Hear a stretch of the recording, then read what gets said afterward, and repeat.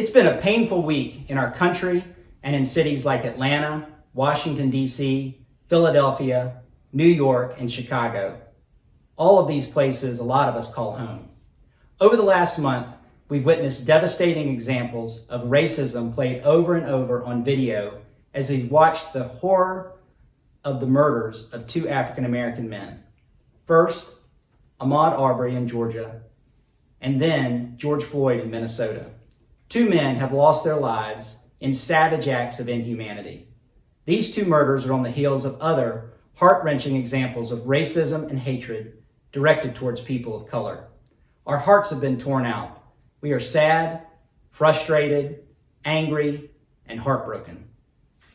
Judd and I want to acknowledge the terrible toll these crimes have taken, not only on the communities where they've happened, but on the millions of Americans and others around the world who endure racism in large and small ways every single day of their lives.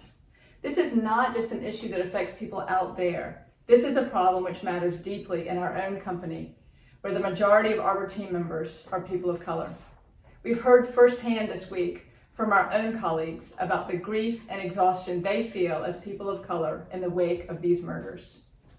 For the past 12 weeks, all Arbor people have been focusing on the lives and safety of Arbor residents, often at great personal sacrifice.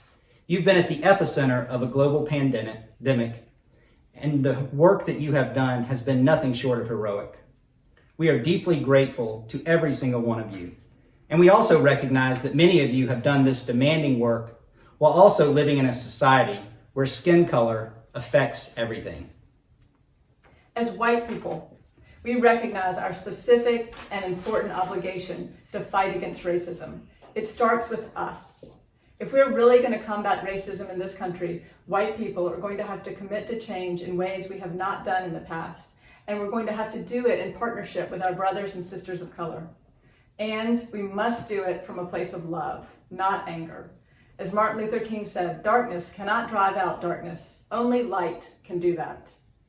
Hate cannot drive out hate. Only love can do that. The work begins at home with Judd and me, and hopefully with all of you.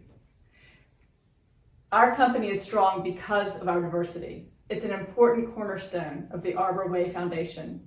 As leaders at Arbor, we're committed to doing our own work to better understand and combat racism so that the Arbor Company can be a place where everyone feels seen, heard, respected, appreciated, and valued.